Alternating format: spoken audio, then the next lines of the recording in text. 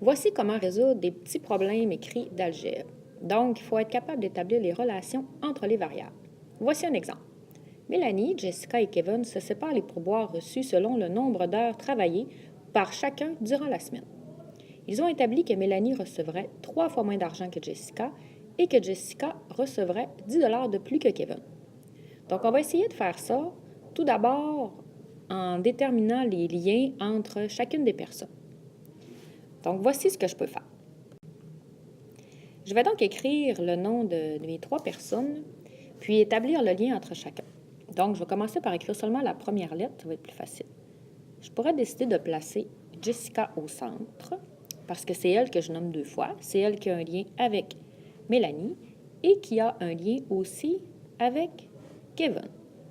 Donc là, je vais essayer d'établir des liens avec des flèches. On me dit que Jessica, ou plutôt Mélanie, reçoit 3 fois moins d'argent que Jessica. Donc, je peux donc me faire une flèche me disant que Jessica, 3 fois moins c'est divisé par 3, me donne Mélanie. Donc, Jessica divisé par 3 me donne Mélanie. Donc, je pourrais établir aussi que Mélanie fois 3 me donnerait Jessica. Ensuite, je fais l'autre partie.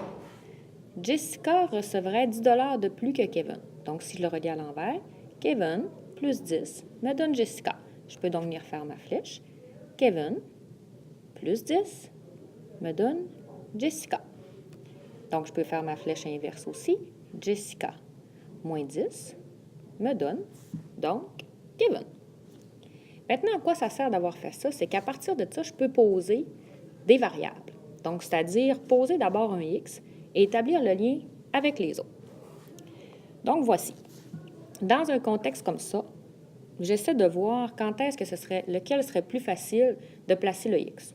Souvent, ça va être de placer le X à la personne au centre. Donc là, je pourrais décider que Jessica a eu X pour boire.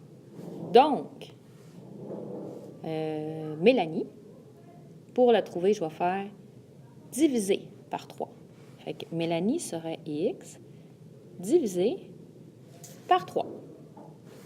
Kevin, lui, pour trouver Kevin, je dois faire Jessica moins 10, ce qui me donne Kevin. Donc, ce qui veut dire que Kevin, c'est, prendre mon crayon, Jessica X moins 10. Je pourrais décider aussi de mettre une autre variable, c'est-à-dire mettre mon inconnu autre qu'à Jessica.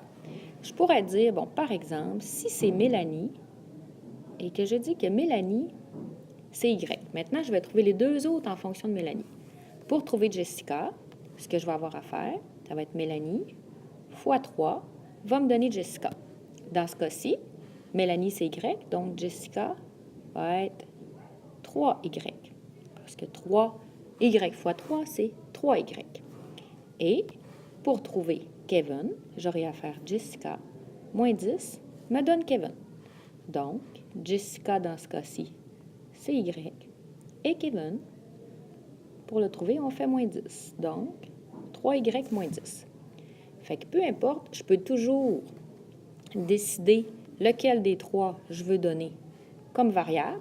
Des fois, on m'en impose un. Des fois, c'est moi qui décide. Puis l'important, c'est de trouver le bon lien. Fait que moi, ce que je vous suggère, pour les numéros semblables à ça, entre autres dans le document résumé d'algèbre, les premiers numéros, c'est comme ça, c'est de vous faire des dessins avec les flèches, ce qui va être beaucoup plus facile. Bon travail!